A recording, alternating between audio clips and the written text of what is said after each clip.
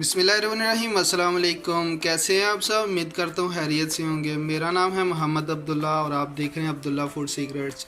आज माशाल्लाह हमने बनाया है बहुत ही मज़ेदार सा बीफ, बहुत ही मज़ेदार सा बनाया है माशाल्लाह, क्रीमी सा अल्हम्दुलिल्लाह। देखिए माशाल्लाह भुना हुआ गोश्त है बहुत ही कमाल का, और इसमें साथ हल्की हल्की ग्रेवी है, बहुत कमाल की खुशबू है अल्हम्दुलिल्लाह। 2 दिन घरों तक तो ये लाजमी खुशबू जाएगी। तो माशाल्लाह देखते हैं इसको बनाने के लिए क्या क्या चाहिए और कैसे बनता है। बिस्मिल्लाहिर्रहमानिर्रहीम। भुना हुआ मज़ेदार सा गोश्त बनाने के लिए हमें सबसे पहले प्रेशर कुकर चाहिए। प्रेशर कुकर में हम जो है अपना बीफ डालेंगे। बिस्मिल्लाहिर्रहमानिर्रहीम।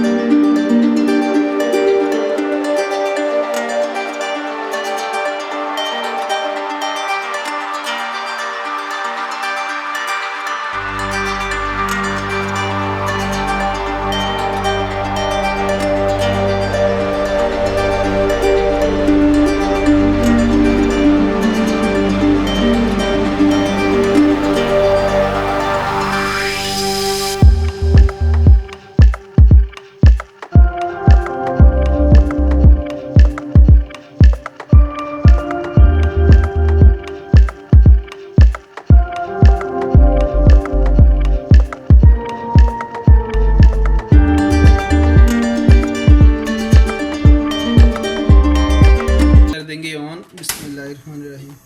इसको हमने कर दिया स्लो टू मीडियम के ऊपर, और इसके ऊपर हम जो है ढक्कन लगा देंगे। इसके ऊपर आप जो है सीटी भी लगा सकते हैं।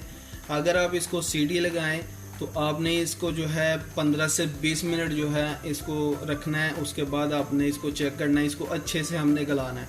और अगर आप ऐसे करें तो इसको आप 25 मिनट तक जो है रखें। 25 से तकरीबन 25 मिनट में ये गल जाता है। ठीक है, तो इसको हम ऐसे बंद कर देंगे। इसके ऊपर थोड़ा वेट रख देंगे कोई भी, और इसको स्लो टू मीडियम के ऊपर कर देंगे। अल्हम्दुलिल्लाह माशाल्लाह हमने इसको 25 मिनट तक जो है अच्छे से बॉईल किया है। और माशाल्लाह देखिए हमारा जो मसाला है रेडी हो चुका है, और जो हमारा गोश्त है वो भी माशाल्लाह बहुत अच्छे तरीके से गल चुका है अल्हम्दुलिल्लाह। पानी जो है ड्राई हो चुका है।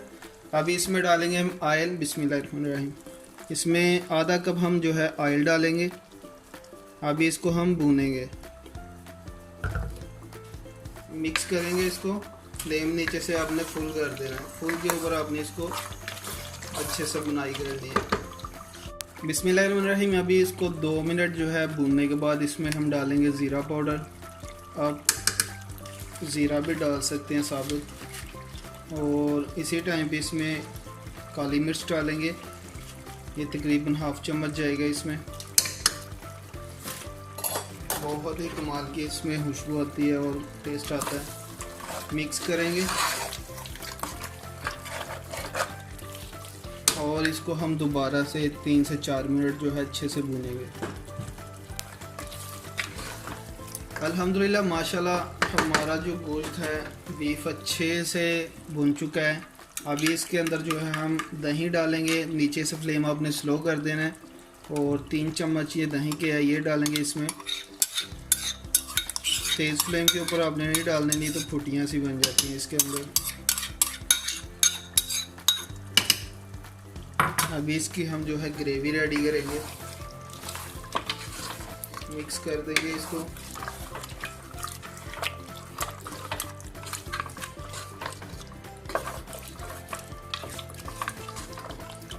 भुने हुए गोश्त में हल्की हल्की ग्रेवी जो है बहुत ही अच्छी लगती है।